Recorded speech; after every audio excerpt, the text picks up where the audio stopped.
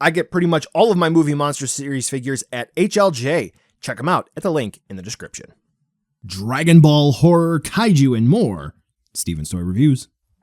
Hey, Collector Steven here, and welcome to another MMS review, where today we're going to be taking a look at some figures that are raiding again in the MMS lineup. Ooh, yeah! See what I did there? Because we're taking a look at the 1955 Godzilla, sort of, kind of, not really reissue. We'll talk about it. And for the first time, a proper 1955 Anguirus in 6-inch format.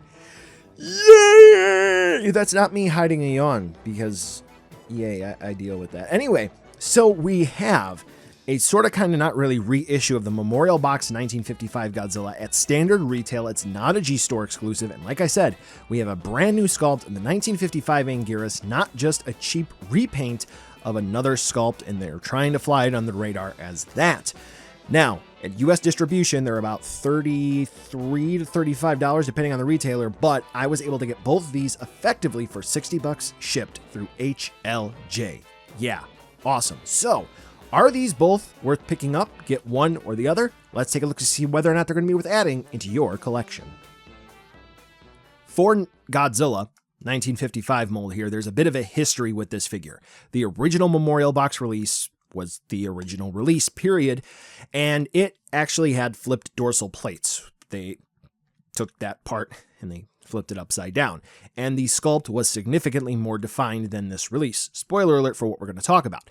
When they flipped the dorsal plates proper, it was a part of the Toys Dream box set, which I actually covered on this channel.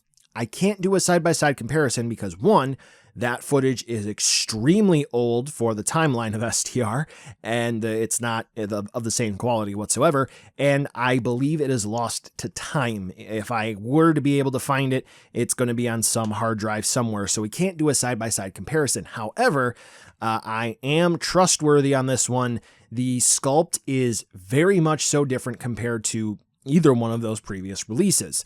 It seems as if all of the details are very soft and smoothed over, and that's not necessarily going to be because of the paint application. The paint is going to be very simple. We just have effectively some gray spray that is going to be found on the chest. It's going to be found on the top of the head and on the knees, and it seems like that same gray is going to be used on the dorsal plates, the claws, and the toes. So, hey, that's pretty interesting. I suppose that cuts down on cost. We have whites for the eyes along with the pupil, and he's got some Colgate strips for the teeth.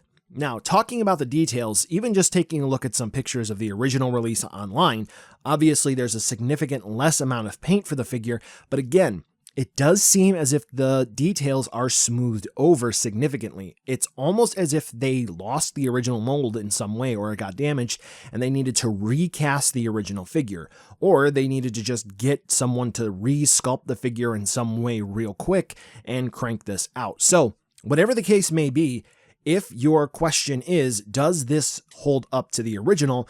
The answer is going to be no, which is kind of bad considering that this technically would cost more per unit than the original release if we just go by logic, but it is available nevertheless. So it looks fine, all things considered, but it's definitely going to be the weakest of the three at the time available, 1955 Godzillas. Here's going to be the tag, which oddly enough features Godzilla tussling around with Anguirus, and then we have the back of the tag, standard MMS releases, and then the inside of the tag, which it is what it is. Cool. Now, the reason why I say odd, because we'll take a look at Anguirus' tag in a minute, which here's the star of the show, Anguirus.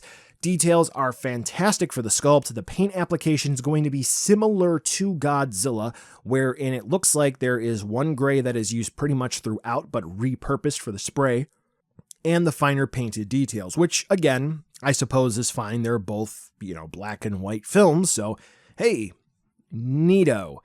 Anguirus, likewise, is going to have the sort of Colgate strips, but individually sculpted teeth, which is nice. However, we do have a red mouth, so, only, grayscale paint apps, but a red mouth? I don't know. Kind of weird. I would have actually just preferred like a grayish but glossy mouth like they have here. But nevertheless, this does fantastically capture the feel of Anguirus. There were some who were spreading around the idea that this was actually a repurposed Bandai America mold back when they were doing figures way back in the day, but rumor has it that that one was completely lost to time, and the pose is nearly completely different. I mean, it's similar. One of the X Plus figures for the 55 Anguirus is almost the same. I mean, this is iconic, but no, it's different.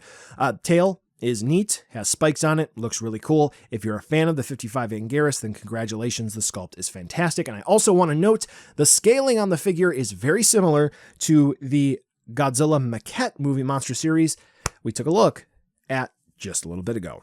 Articulation is going to be next. We have to look at the tag, which just features Anguirus.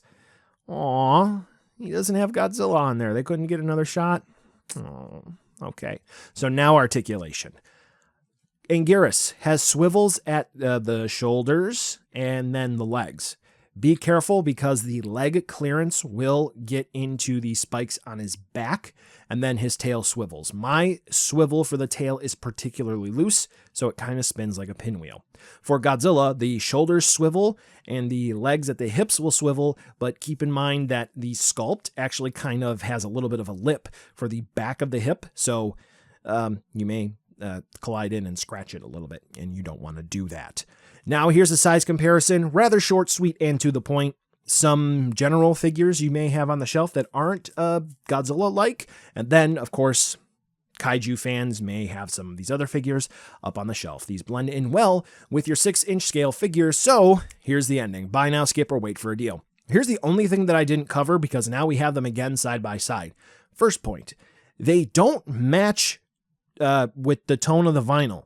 The Godzilla is actually a little bit of a lighter gray than Anguirus. So keep that in mind. And 2, this is a hint towards something else. I believe it is a Godzilla store exclusive, but they are remaking the Toys Dream Project set, but as separate releases. So we will have the Godzilla and the Anguirus in their respective Nido colors. And yes, we'll have a proper Anguirus. Nice. So for them individually, this Godzilla again will be the weakest of the 1955 Bandai releases, but nevertheless, it is affordable, it is on the market, and it is a general release. It is not locked to an exclusive store. It will have wider distribution, but it is cheaper to import it if you are getting multiple figures. Anguirus is welcome no matter what. It is a great release, and it does the kaiju justice, and we don't have a lot of accessible 1955 Anguirus merchandise, so great. Overall, this is a win, personal qualms aside. If you don't particularly like this, then I'm sorry, this may not be for you, but in general, I think this is a win for kaiju fans.